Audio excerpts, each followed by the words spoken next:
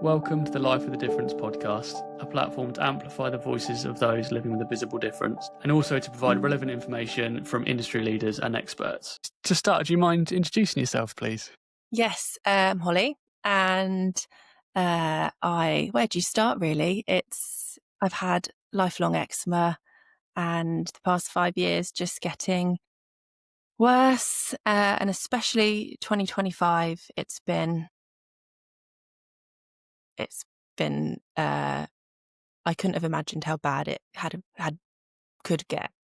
Yeah. hmm Yeah, we've been chatting back and forth, haven't we? And I thought it would be really good to get you on to hear your story and where you are with your story at the moment, because you've kind of had a situation where you have been at emergency stations, and I feel like you've kind of found a path and navigated a path that could be really, really helpful for a lot of people. But just to quickly kind of wrap up the earlier end of your story to a degree, is eczema something you've always lived with? Is it something that's cropped up your entire life? Yeah, so it's the cliche. I've had it since I was a baby. Um, yeah, since I was a baby, and then bandages a lot. My whole childhood, I was known, a lot of people can probably resonate. The childhood eczema, being in bandages, all the comments, all of that. Uh, hmm Really, it was really bad. hmm I had a nurse come in and look after me, and used to do bath time. And miraculously, I just grew out of it. Again, really cliche. I grew Oh, out. did you? Wow. Okay. Yeah. Yeah. So I reached about 10, 11, just before my teen years, vanished. Not Jackpot. even. What Yeah, a time as yeah, well for this it is to it. go. Yeah, yeah, and then I'd get like an odd hand flare, or I've always struggled with my neck, always. hmm The odd hand flare twice a year, perhaps. And then I'm nearly 31, but I reached 20, I don't know why 23 stands out, and it turned overnight. It was like neck a lot, but it would just start to spread. hmm 2021 was when it was all consuming. And hmm I started medication with a dermatologist that went beyond, steroids or antibiotics. hmm hmm Yeah.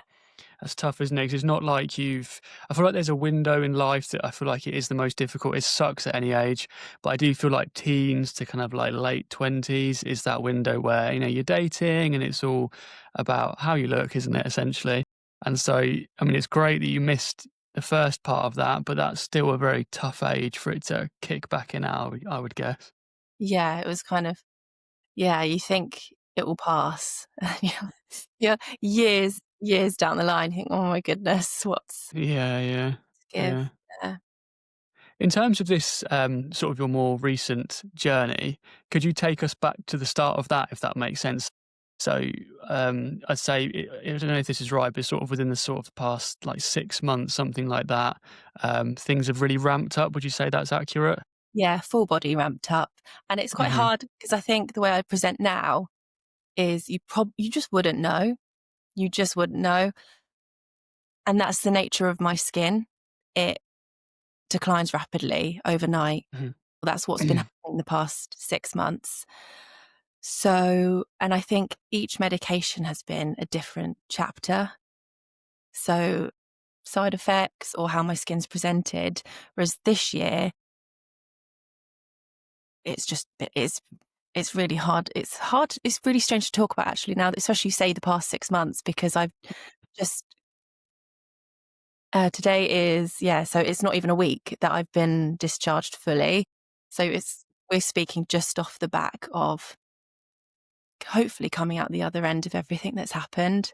But yeah, this months, to answer your question, it has been full body inflammation, burning, and then just the complete stereotypical childhood eczema, no sleep, tearing your skin apart, constant infections, especially the past 3 months, 2.5, 3 months. I've had 3 infections.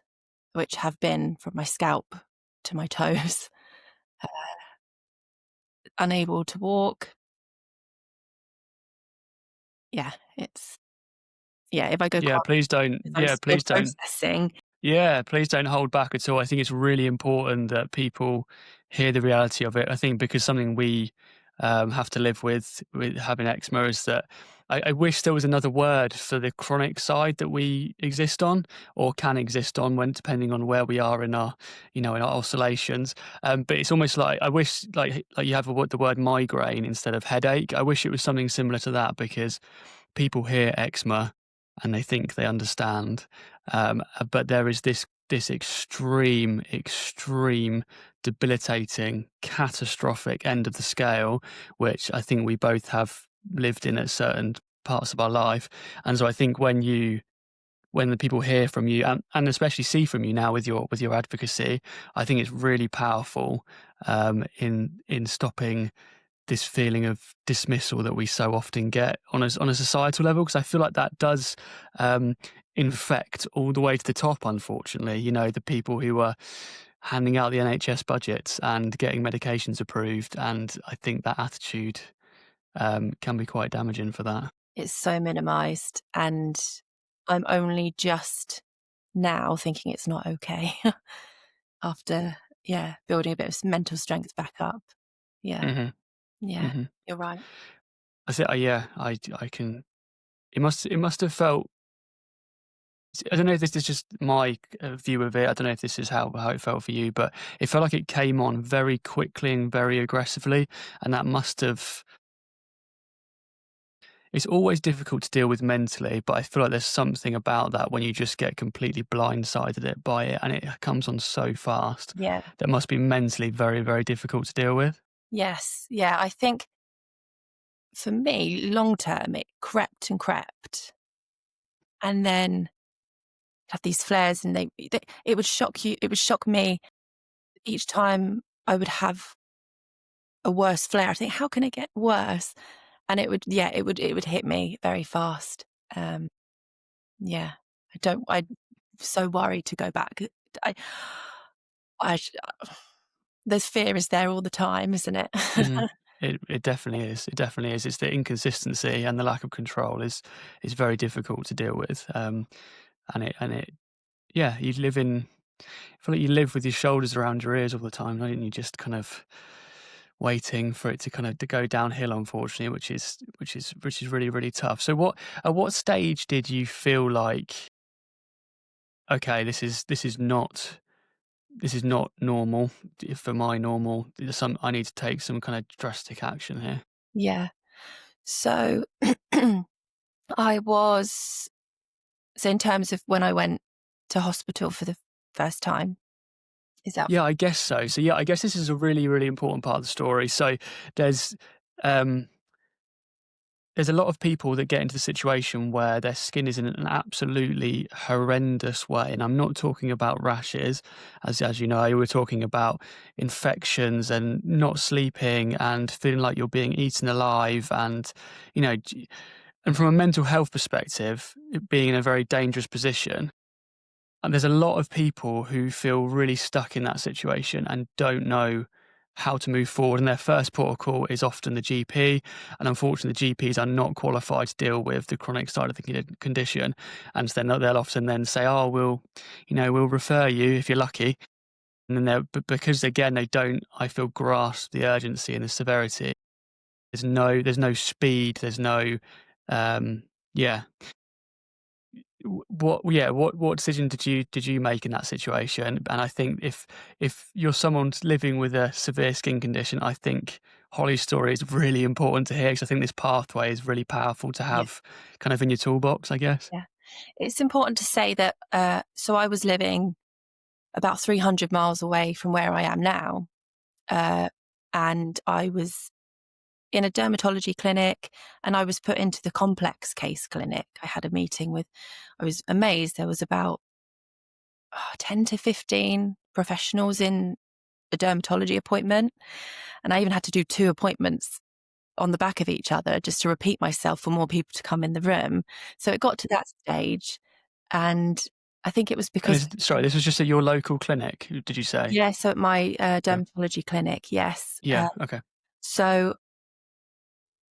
I knew it was because I was failing a lot of medications, and it was just, and I think I was advocating for myself deep down quite a lot at the same time. I think I was being quite a pain by the time I got put into that clinic, because I just couldn't cope, and I was emailing, and I got my consultant's email, and I think I was emailing her because I had to. You know, I'm a mum. I have to survive each day.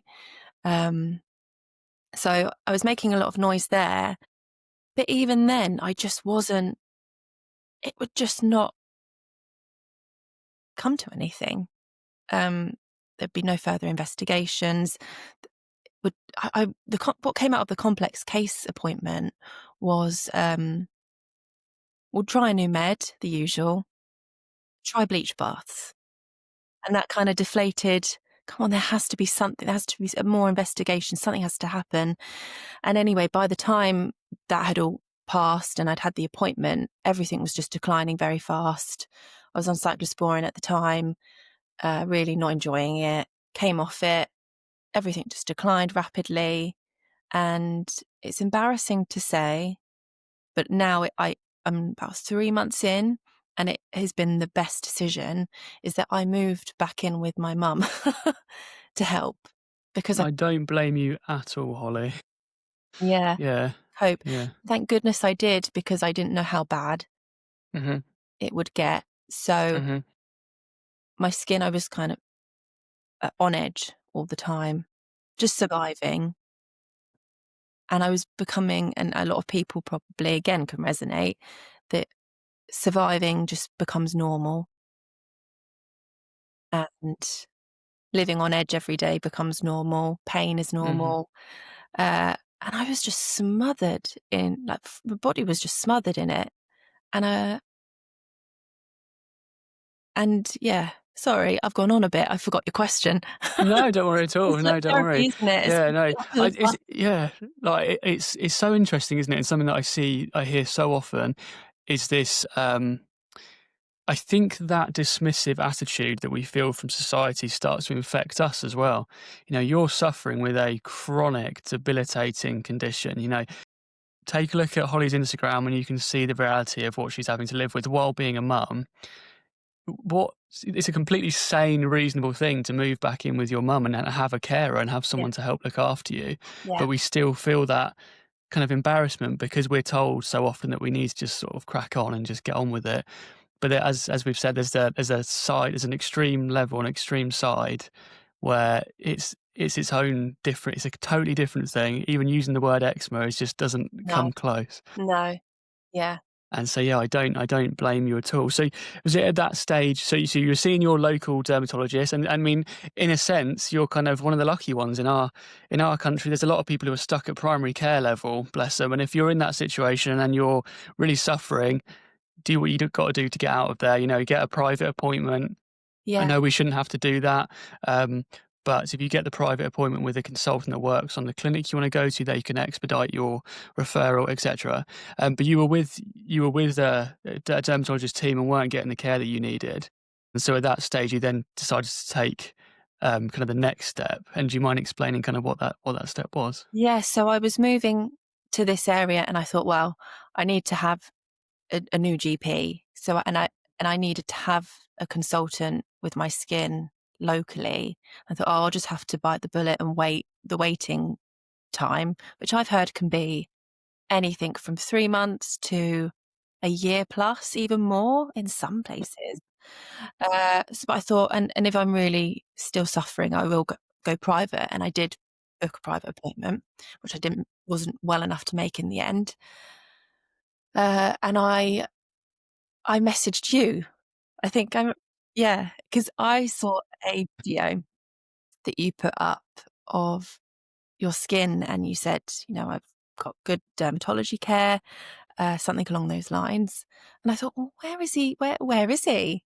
And coincidentally, I was drafting a letter to self-refer to Guy's and St Thomas. because I had done some research and I just knew that they were the best reviewed. I think they're one of the best, if not. I don't know. I still need to look into it because I I kind of ended up there before They it finished even yeah, yeah. in depth. I am pretty sure they are considered to be the best.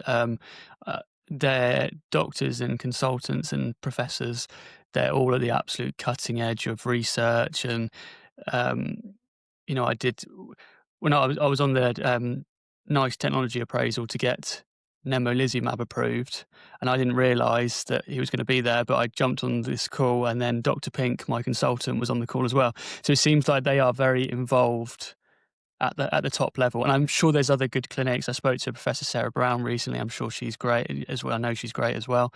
But yeah, they very much do seem to be the best place. And human. That's Mm, when I was discharged, I walked out thinking, "My goodness, they've just been really human," and I didn't feel dismissed. There was a good plan, just very efficient, and yeah, I'm really mhm. pleased. Yeah. So you're in the situation where your skin was in a horrendous way. You weren't getting the care that you needed. You'd had to move.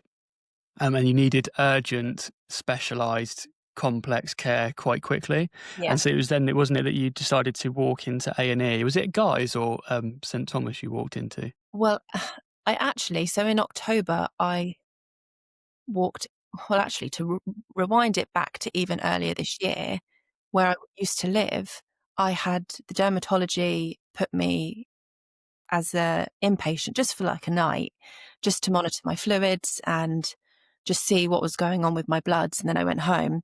So that was the first hospital admission this year.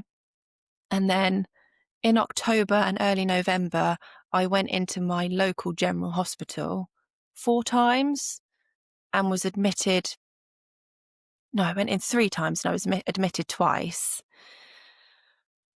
And that was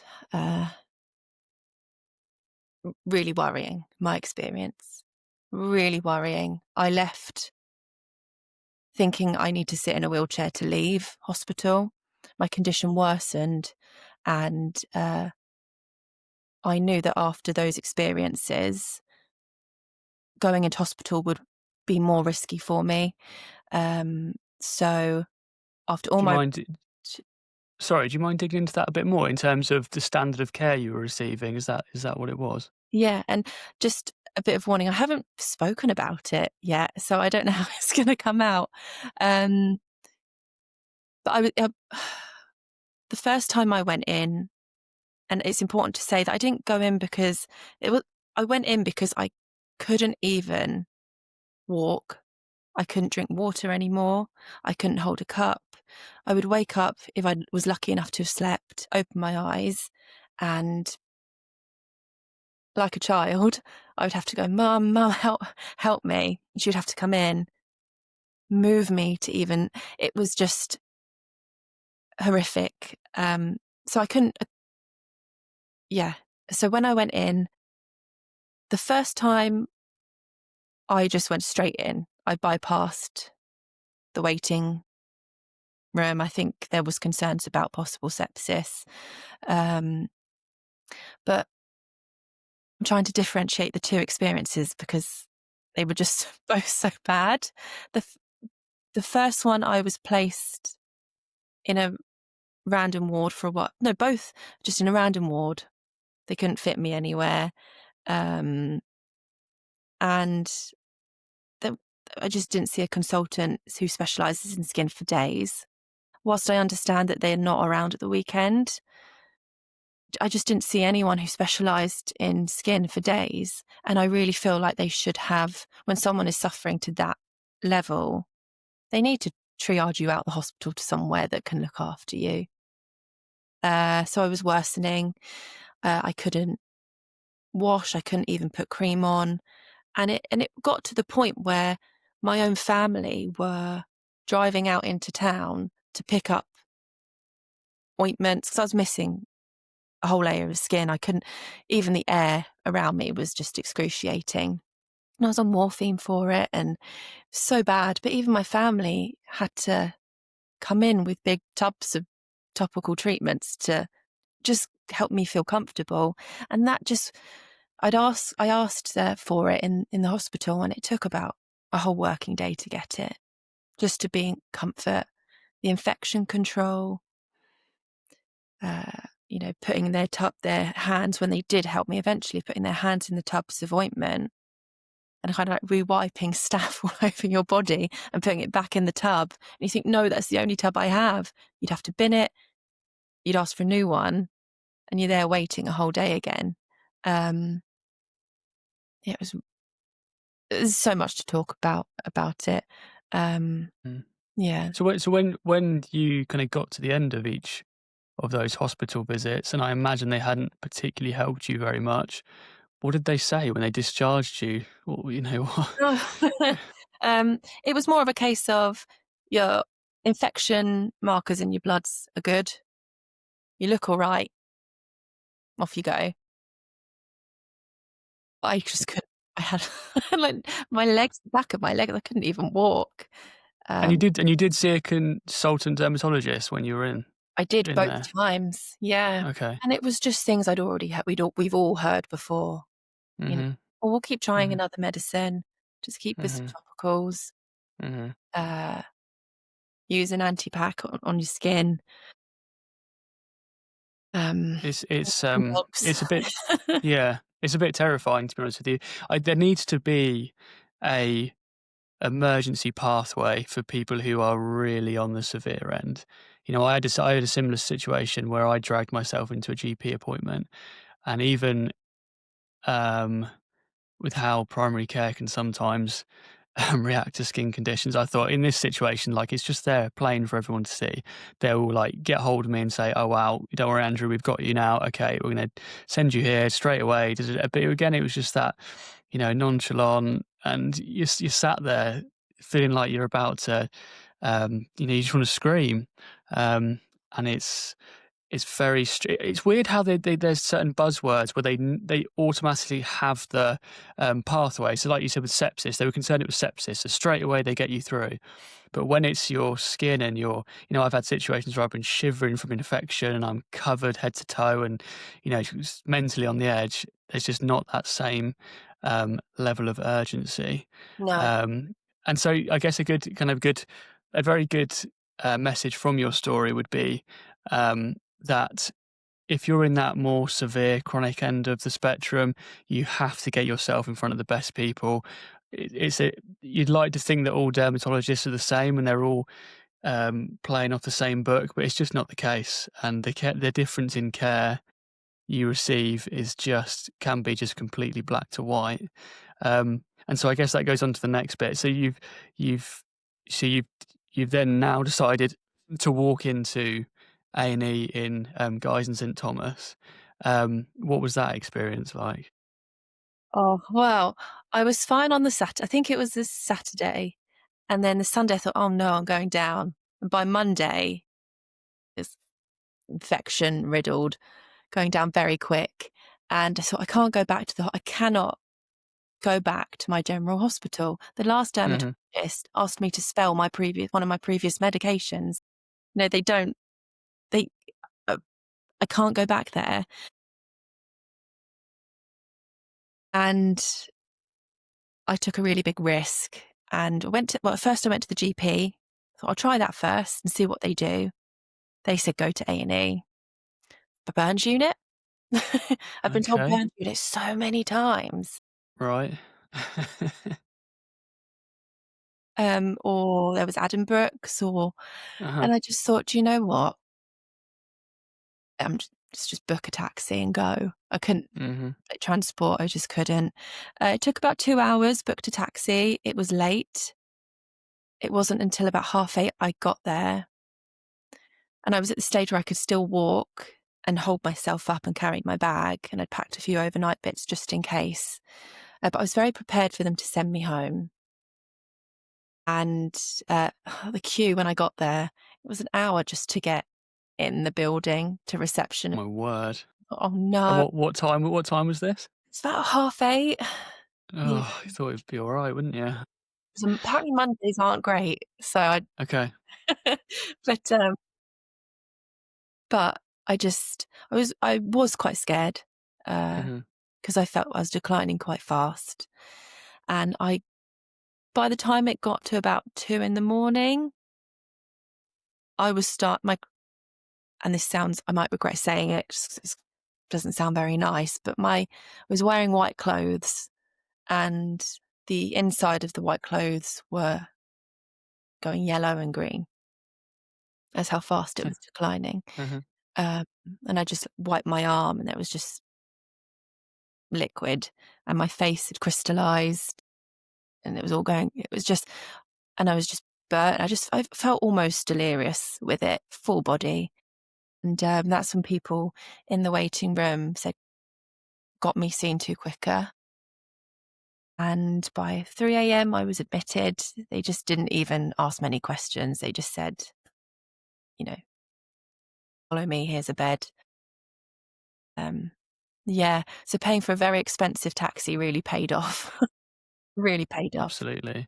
See, this is what I don't understand though, is that in that situation you described just then, and thank you so much for sharing that.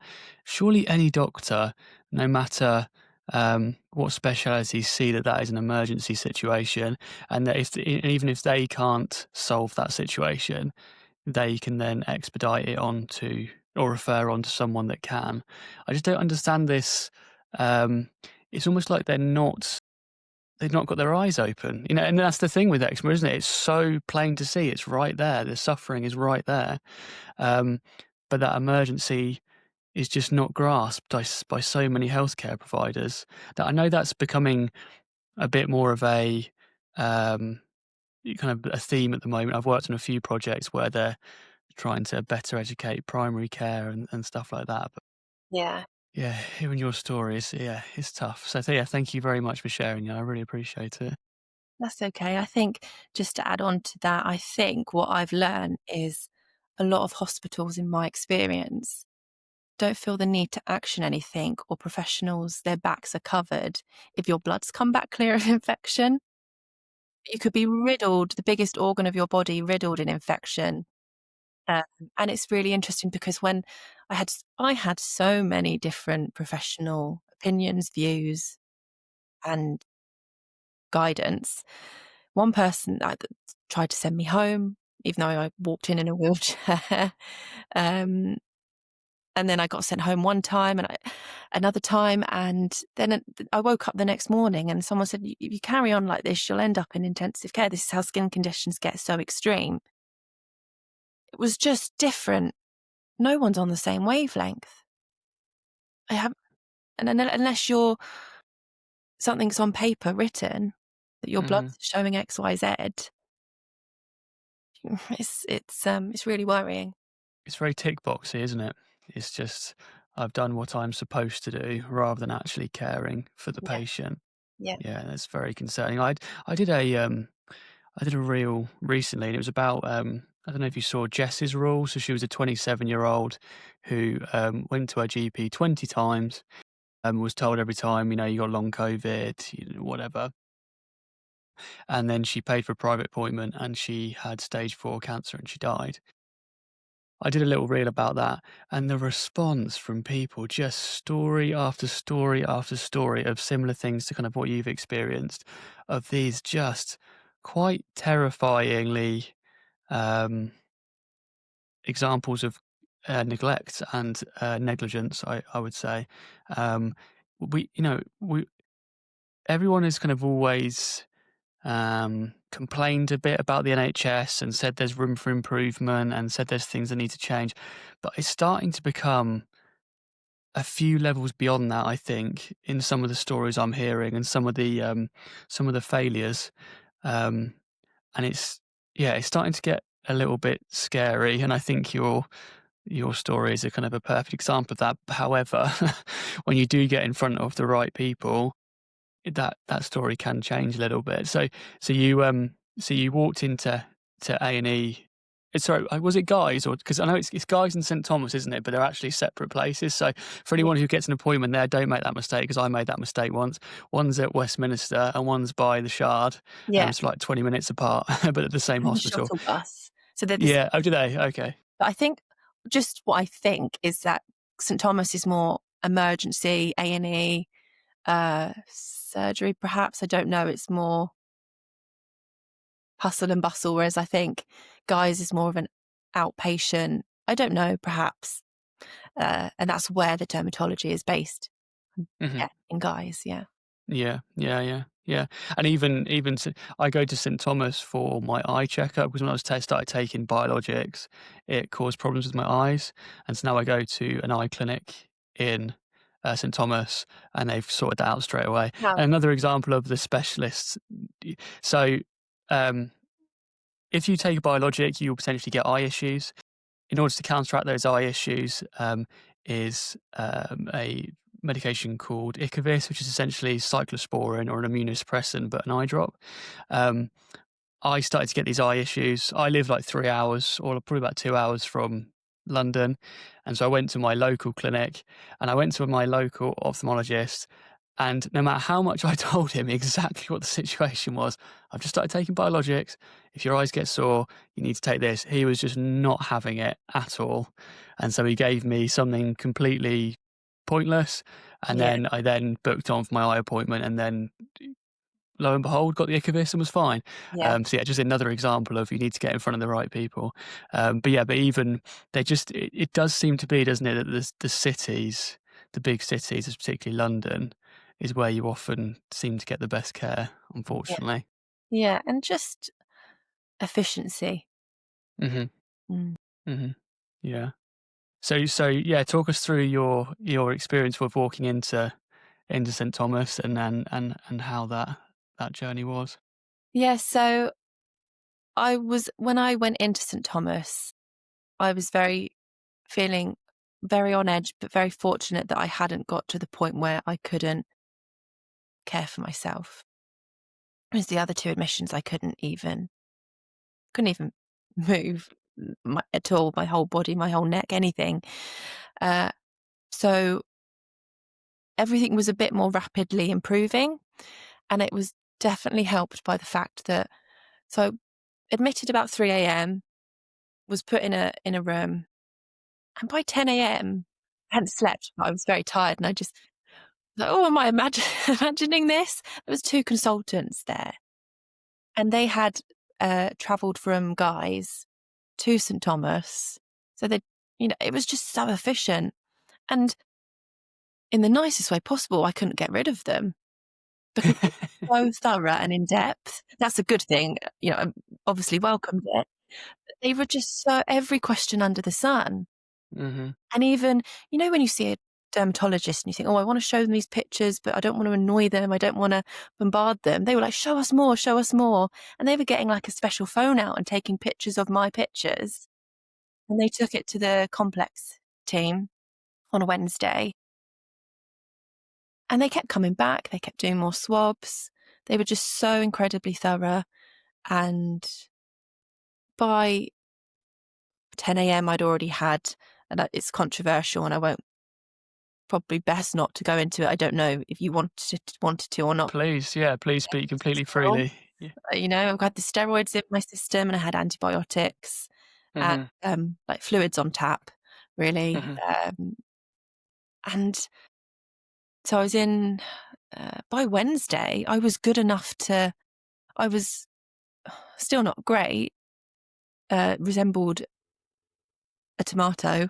But I was up and functioning, and they put me in like a patient lodge, bit like a patient lodge hotel, and they signed me up for 2 weeks of their day dermatology daycare clinic, where you're a day patient, 9 till 5 at Guy's, and there's nurses there, consultants, doctors. You're just there, just Mhm. to have the help all day, every hour of the day. You can't overstate, can you, the mental benefits, I guess, of when you feel like you're being looked after. When you can tell you're in good hands, even though your symptoms might be exactly the same, but everything feels that bit more manageable Yeah. when you can just tell, okay, these people have got me. They're going to sort this out. They're going to figure this out. Do you know what I mean? And inversely, there's nothing more deflating when it's the opposite. When you go to the people that you need to for help, and you just can tell there's just Yeah. they're not going to help you, frankly. So yeah, I mean that's fantastic to know that people have that option. And so for anyone listening, keep that in your back pocket. You know, if Yeah. you get into the situation where you are absolutely, on the edge in every single metric, walk into A&E at St Thomas Hospital, you are then in the ecosystem of some of the best care in the world. Um, and we need to kind of keep that pathway clear for people that really need it. But you'll know if you need it, and don't hesitate. And um, I personally am a big believer in very much doing whatever you want to do. But if you got cancer, you would take the chemotherapy. Most people would. It'd be quite an extreme niche position. The people kind of who say no to everything. Most people would take the chemotherapy. I believe that when you're in that situation with a skin condition, that you should take the medication. And I have to be careful because I can't recommend that, and I That's can't another say to podcast, anyone to isn't it? take it. But yeah, but Yeah.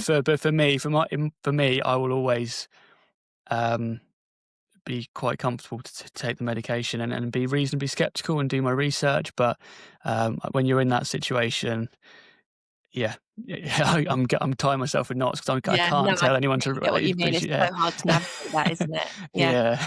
Yeah. Even I struggle in my own head and, how do I even voice in my own head? Yeah. Yeah, yeah, Um, yeah. yeah, that's the choice I took, and, Mhm, and I think I needed it. I needed it to be able to come home and hug my son. that's such an important part of your story as well, is that you're trying to be a mum. I get the luxury of not having to look after anyone particularly. That must make it incredibly difficult, even more so.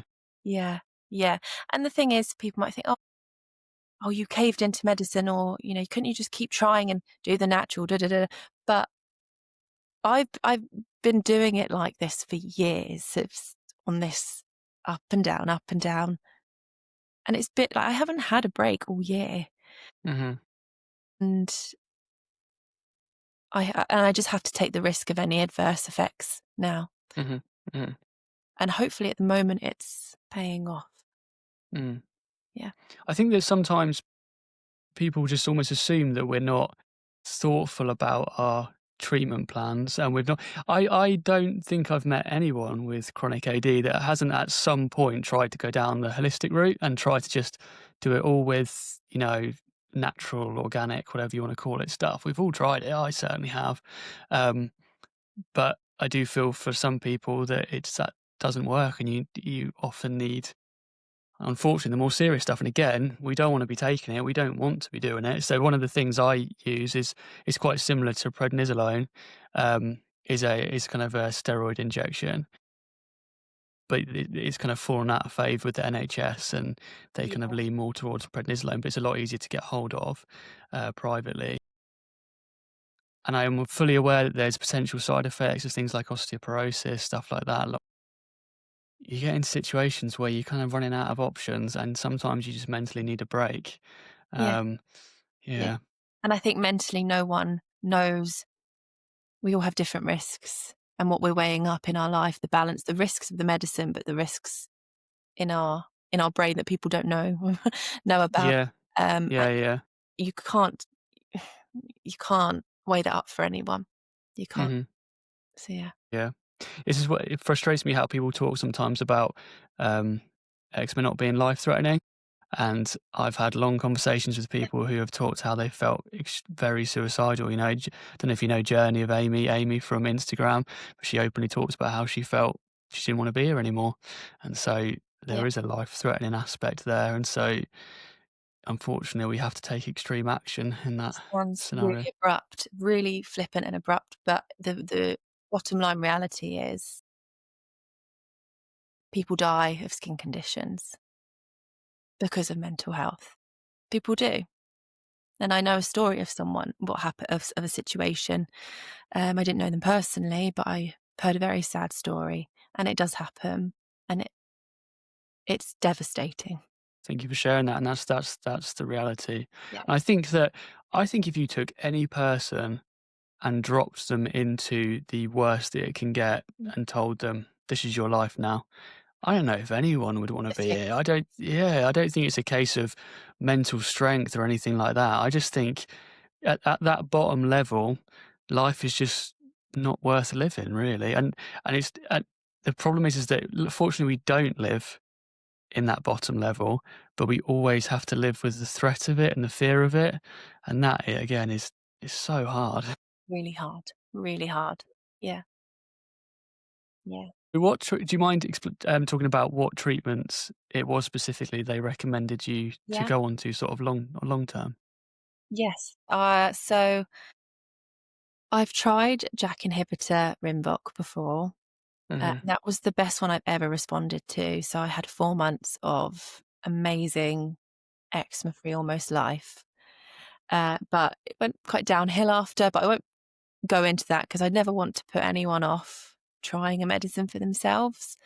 But because I responded so well, we decided, right, I've just done cyclosporin, let's try, I can't pronounce it, Sibincu?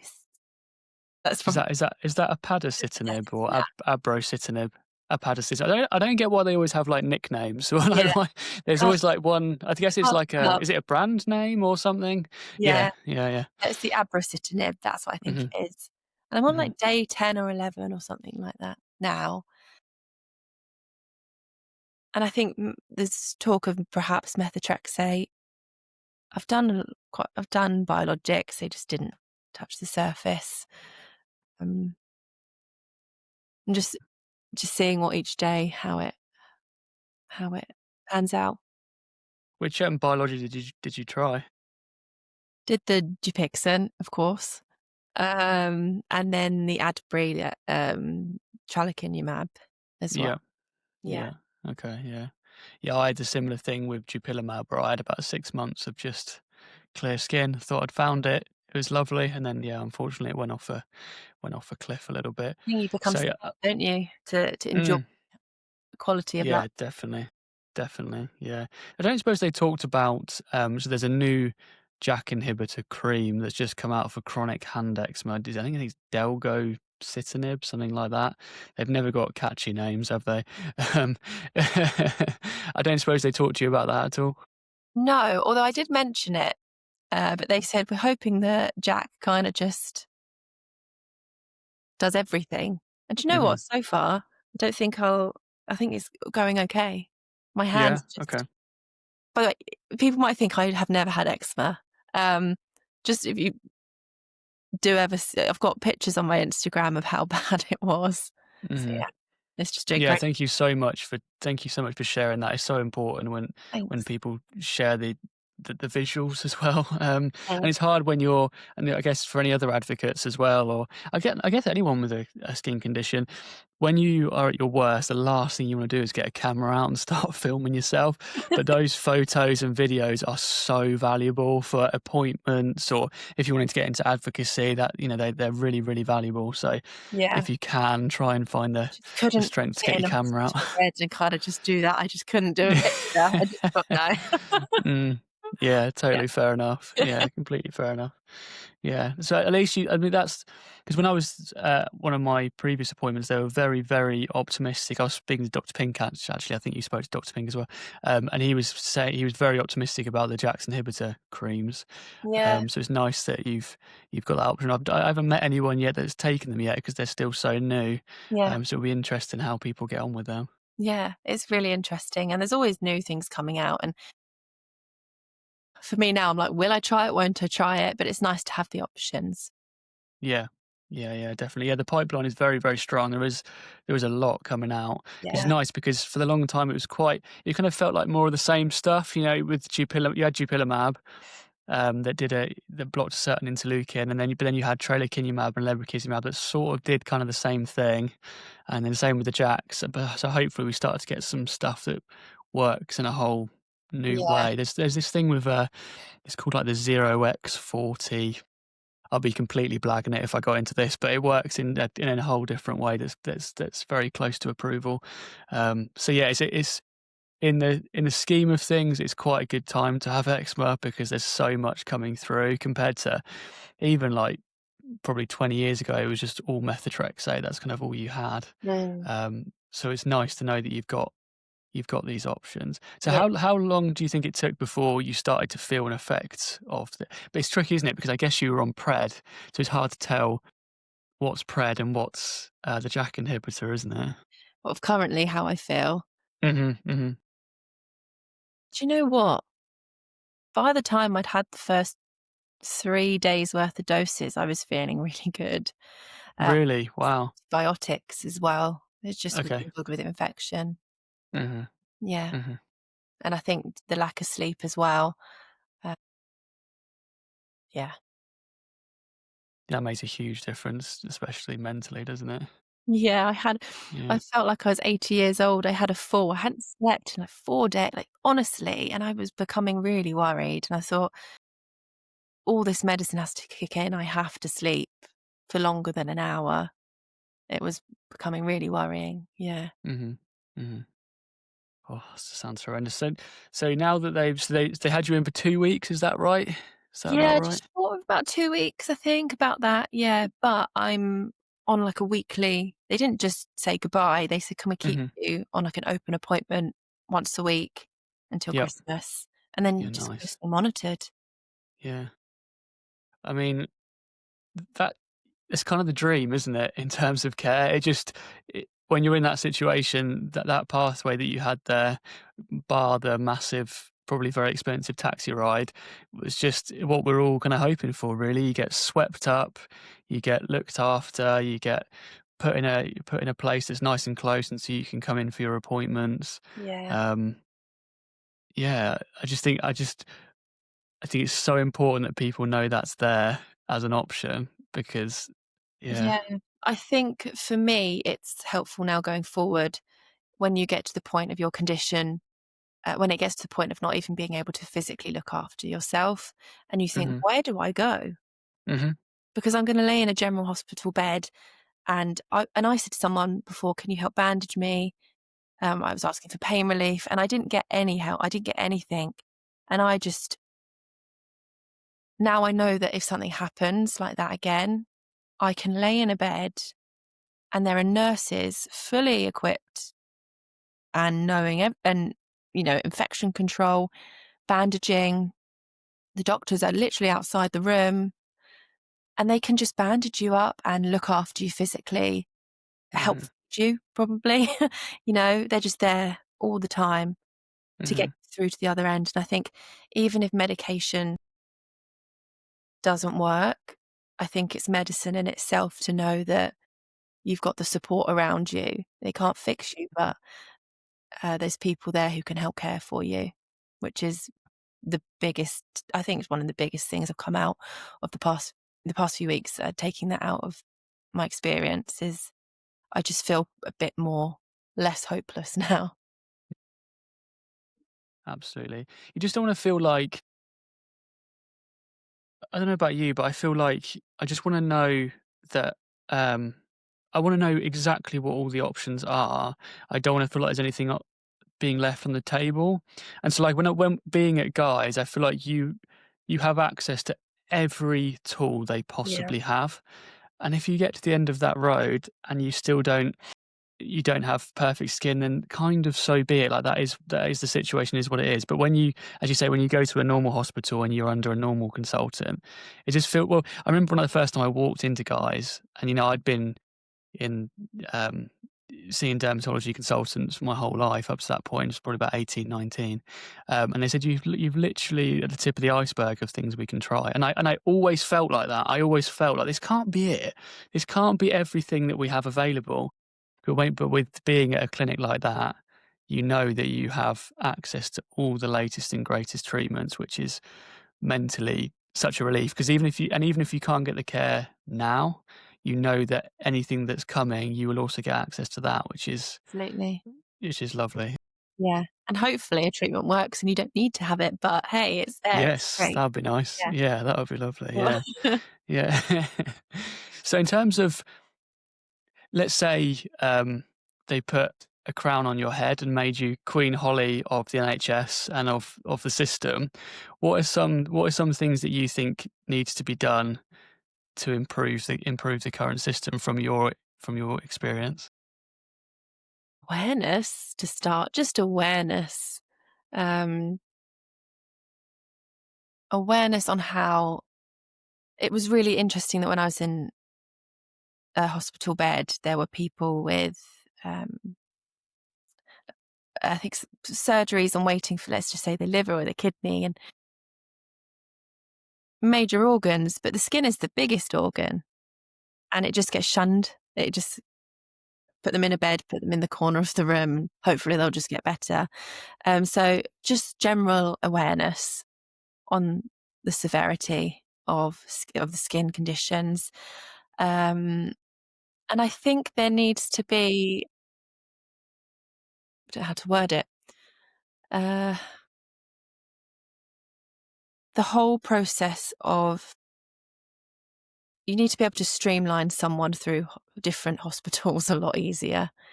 Um, People can't wait with a worsening condition for 3 to 5 days to get the care they need. It's really worrying. And communication between hospitals and clinics, infection control, general knowing how to manage someone.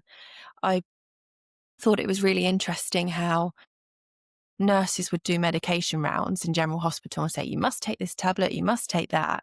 When it comes to a skin condition, they could just leave you for days and they don't kind of prescribe even an ointment or a barrier cream or you need to do anti infection control or something. There's no plan for us. And that's really worrying. Just honestly felt like I was left to rot and get worse. And there was just, I don't know how it needs to be revamped, to be honest, but it just has to be. There just seems to be this complete reticence to escalate, which I don't understand. You know, if you're not unable to care for someone, that's okay, but then put them onto the person that can. But they don't seem to do that, which I really don't understand. You know, like if you are a dermatologist and you're not able to help a patient, then why are they not then referring that person on to the best clinics in the country, as in guys and stuff like that? Why do they continue? I got to the stage of my dermatologist where I would turn up every 6 months and they would say to me, well, you're at the end of the road, so see you in 6 months. Why at that stage does that dermatologist not go, okay, I can't help, so let's go on to go Yeah, higher? yeah, Um, it's, it's very, very strange. It's almost like there needs to be a hierarchy. there has And to if be. yeah, like a pyramid, and if you're not able to help, rule is that you send them on to the next person, surely. Yeah, well, in the second admission in the general hospital, I my brother was with me and he was saying, like, "She can't even walk, please, can you contact a more specialist department, a hospital?" They said, "Oh, we'll give them a call, we'll try." And they didn't come back for 2 days. They didn't come back at all. I was Mm, discharged, they didn't come back to me. it's very I'm sitting scary. there for Yeah. 48 hours thinking, I'm desperate for help." Yeah, it's And you are just in that situation, in that scenario, you are mentally so exhausted that to have on top of that having to advocate for yourself, it's just it's just too much for people. And we're quite fortunate in that we have some people around us, but there'll be some people that don't.